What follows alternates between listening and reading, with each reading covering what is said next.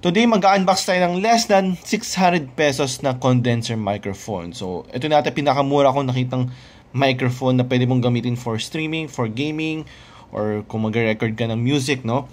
So, this is Onikuma M830. Again, this is only around 550 pesos. Double check na lang sa yellow basket sa baba.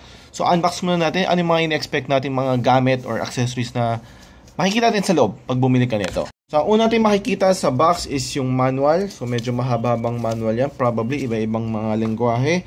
Next naman is yung mismong device or yung mismong microphone. So, meron tayong isang button lang dito na medyo clunky yung button. Hindi siya yung parang nag-lock siya. Wala, no? Isang pindot lang.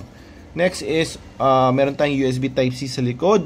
Wala nang iba. Yun lang ang pwede mong buttons dito, no? Type-C na cable and yung button dito na probably on and off.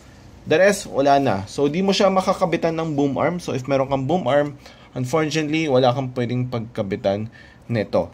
But, yeah, meron naman kasamang stand na kasama niyan. So, maybe masyadong mababa siya kasi hindi siya po siya adjustable.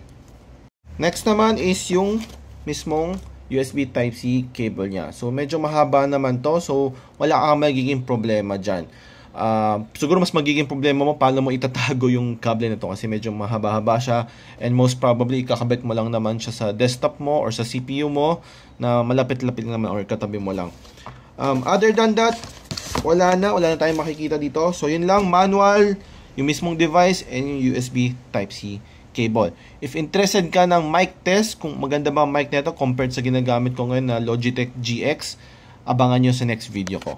But for now, if interested ka dito, again, this is only less than 600 pesos. Leave ko yung link sa yellow basket dito sa baba.